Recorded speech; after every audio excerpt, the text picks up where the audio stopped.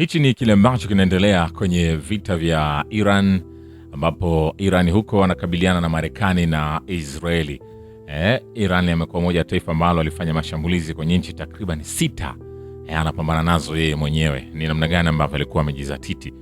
Na nikwambie tu, kituo cha CIA kilichopo katika uwanja wa ubalozi wa Marekani nchini Saudi Arabia kimeshambuliwa na ndege isiyo na rubani. The Washington Post imeripoti kinukuu vyanzo. Kulingana na gazeti hilo, shambulio linaloshukiwa kuwa la ndege isiyo na rubani ya Iran lilishambulia kituo cha CIA katika ubalozi wa Marekani huko Riyadh. Kwa mtazamo wa chombo cha habari, hii inaweza kuonekana kama ushindi wa mfano kwa Jamhuri ya Kiislamu. Chapisho hilo lilisisitiza kwamba hakuna mfanyakazi wa CIA aliyejeruhiwa. Siku ya Jumanne, Washington Post iliripoti kinukuu onyo lililosambazwa miongoni mwa wafanyakazi wa idara ya mambo ya nje kwamba sehemu ya paa la moja majengo ya ubalozi wa Marekani nchini Saudi Arabia ilikuwa imeanguka kutokana na shambulio la ndege isiyo na rubani. Chapisho hilo lilidai kwamba shambulio hilo lilifanywa na Iran. Idara ya mambo ya nje ilisema kwamba shughuli za ubalozi zilikuwa zimesimamishwa. Vilevile kwenye vita hivyo, watu 6 wameuawa kwenye shambulio la jeshi la anga la Israeli huko Aramun, kitongoji cha mji mkuu wa Lebanon. Wizara ya afya ya Lebanon imeripoti. Kulingana na wizara hiyo, watu 6 waliuawa katika shambulio la anga la Israeli kwenye kitongoji cha Beirut cha Aramun. Iliongeza kuwa angalau watu 8 walijeruhiwa kwenye shambulio la bomu la Israeli kwenye eneo la Saadiyat lililoko kusini mwa Beirut. Kumbuka, vita hivi vinavyoendelea kwa kasi ni vita ambavyo ukiweka upanga unawekewa upanga, ukiweka amani utawekewa amani. Na kingine ni kwamba mauaji ya kiongozi mkuu wa Iran Ali Khamenei ni mfano wa kuchochea chuki za kidini. Balozi wa Iran nchini Urusi Kazem Jalal anasema zaidi ya vipengele vya kisheria, shambulio dhidi ya mtu wa kidini wa cheo cha juu ni mfano wazi wa kuchochea chuki za kidini na kukera hisia za waumini kimaksudi. Jalali pia aliangazia athari za kisheria za tukio hilo wakati wa vitendo hivi vya ukatili ambavyo havikuwa na uhalali wa kisheria ndani ya mfumo wa utetezi halali chini ya kifungu cha 51 cha mkataba wa Umoja Mataifa. Marekani na utawala wa Israeli walikiuka kimaksudi kinga ya kisheria na ya kibinafsi ya afisa mkuu wa Jamhuri ya Kiislamu ya Iran Ayatollah Khamenei. Jalali amesisitiza kwamba kwa mtazamo wa sheria za kimataifa, kwa mujibu wa mikataba ya kimataifa na utendaji wa mahakama, wakuu wa nchi wanafurahia kinga kamili kutokana na uvamizi wowote wa eneo unaoashiria uhuru wa kitaifa. Pia Marekani imeshambulia takriban malengo 2,000. Hii ni tangu kuanza kwa operesheni yake ya kijeshi dhidi ya Iran. Admiral Brad Cooper, mkuu wa kamandi kuu ya Marekani CENTCOM, anaripoti. Anasema tayari tumeshambulia karibu malengo 2,000 kwa zaidi ya risasi 2,000. Tumeharibu vibaya ulinzi wa anga wa Iran na kuharibu mamia makombora ballistic ya Iran, vifyatuaji risasi na ndege zisizo na rubani, anasema kwenye video iliyotolewa kwenye ukurasa wa X. Zaidi ya wanajeshi 50,000, wapiganaji 200, meli 2 za kubeba ndege, mabomu kutoka Marekani yanashiriki katika operesheni hii, Kopa aliongeza. Kulingana naye, uwezo zaidi unakuja. Hizo ni moja takwimu ambazo Iran zimetolewa na Marekani zikionyesha kwamba Iran imeweza kuathirika. Lakini kwa upande wa rais wa taifa la Marekani Donald Trump, yeye anasema Iran imepoteza jeshi lake la majini, jeshi la anga na rada kutokana na mashambulizi ya Marekani. Anasema hawana jeshi la majini, limeondolewa. Hawana jeshi la anga, liliondolewa. Hawana ugunduzi wa anga, uliondolewa. Rada yao imeondolewa na karibu kila kitu kimeondolewa, anasema wakati wa mkutano na kansela wa Ujerumani Friedrich Merz. Vilevile rais huyo wa Marekani anasema Israeli haikuisukuma Marekani kuanzisha operesheni ya kijeshi dhidi ya Iran. Anasema hapana, huenda ningewalazimisha. Unaona, tulikuwa tukifanya mazungumzo na wapumbavu hawa, na ilikuwa maoni yangu kwamba wangeshambulia kwanza. Wangeshambulia ikiwa hatungefanya hivyo, wangeshambulia kwanza. Nilihisi sana kuhusu hilo, anasema. Na kumbuka, wabunge wa Marekani wanasema Netanyahu amemtwisha Trump mpango wake dhidi ya Iran. Mtandao wa The Hill umewanukuu wabunge waandamizi wa vyama vyote viwili vikubwa vya Marekani, Democratic na Republican, wakisema kuwa uamuzi wa Donald Trump wa kuanzisha vita dhidi ya Iran umechukuliwa kutokana na imla ya mpango wa waziri mkuu wa Israeli Benjamin Netanyahu. Mtandao wa Hill umeandika kuwa maafisa wa ngazi za juu wa serikali wamesema kwenye kikao cha ripoti ya siri cha Congress ya Marekani kilichowashirikisha wabunge Democratic na Republican kwamba mpango wa utawala wa kizayuni wa Israeli wa kuishambulia Iran umeilazimisha Marekani kufanya mashambulizi eti ya kujikinga kwa kisingizio cha kuwalinda askari na wanajeshi wa Marekani waliopo magharibi mwa Asia.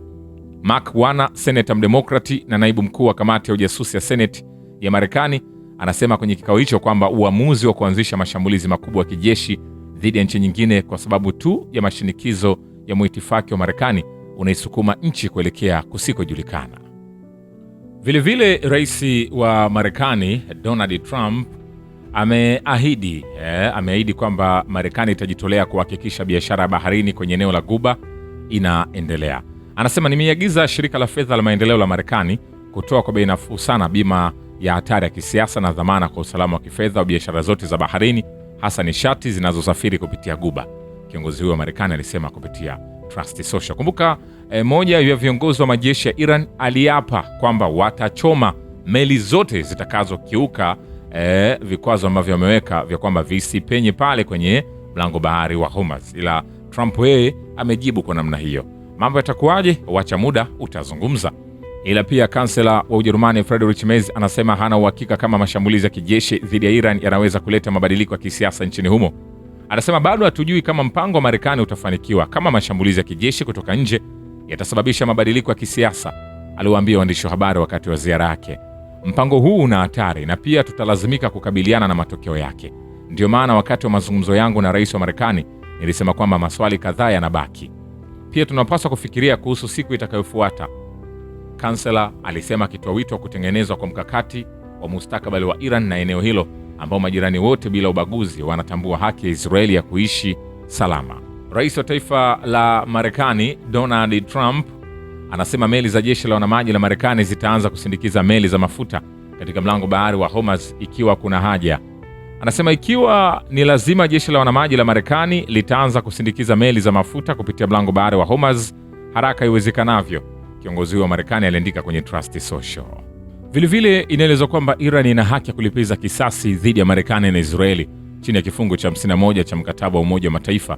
Balozi wa nchi hiyo nchini Urusi Kazem Jalali anasema mafundisho ya sera za kigeni za Iran yanategemea kujizuia kimkakati na kudumisha utulivu wa kikanda, lakini mashambulizi ya kimfumo yanayoendelea dhidi ya maslahi muhimu ya nchi hiyo ni mfano wazi wa uchokozi wa kutumia silaha na kuipa Iran haki ya kujilinda kulingana na kifungu cha 51 cha mkataba wa Umoja wa Mataifa. Vilevile mifumo ya ulinzi wa anga ya Bahrain imekamata makombora 74 na ndege zisizo na rubani 92 zilizorushwa kutoka eneo la Iran tangu Februari 28, amri ya kijeshi ya ufalme imeweza kuripoti.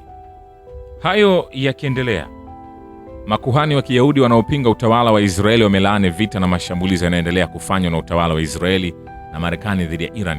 Kwenye taarifa yao ya pamoja, makuhani hao wamesema, tumekusanyika hapa tukiwa watu wenye mitazamo na mielekeo tofauti ili kulaani mashambulizi ya utawala wa Kizayuni. Ni jambo la kutia aibu. Haya ni mashambulizi ambayo yanafanyika bila sababu ya maana, ambamo idadi kubwa ya raia wasio na hatia wakiwemo wanawake na watoto wadogo wanauawa na miundombinu ya kiraia inaharibiwa, wamesema makuhani hao. Taarifa hii ya makuhani wa Kiyahudi inafuata miito inayoendelea kutolewa na asasi na jumuiya nyingi za kimataifa zinazolaani mashambulizi ya kinyama yaliyoanzishwa na Marekani na Israeli dhidi ya Jamhuri ya Kiislamu ya Iran.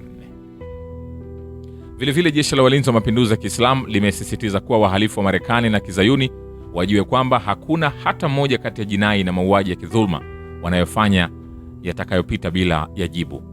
Taarifa nambari 15 iliyotolewa na idara ya uhusiano wa umma ya IRGC imeeleza hayo kuhusiana na jinai zilizofanywa katika muda wa siku 4 na Marekani na utawala wa Kizayuni. Imeeleza kwamba vita dhidi ya Marekani na utawala huo vitaendelezwa katika upeo na kina kikubwa zaidi.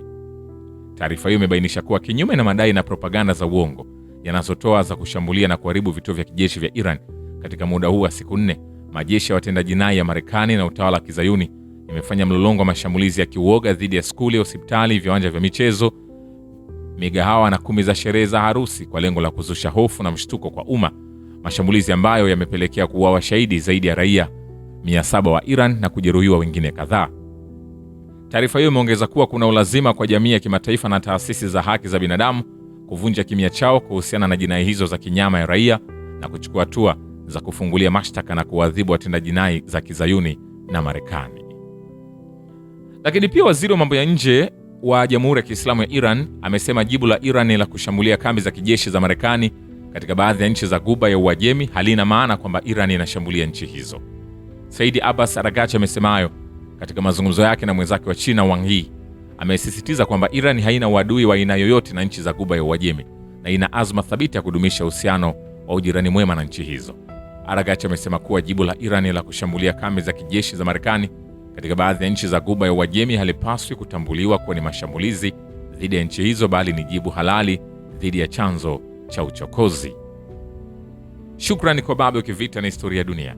Mimi ni Richard Shio, The Rich Voice. Ni follow Instagram na TikTok kama Rich Voice Official. Asante.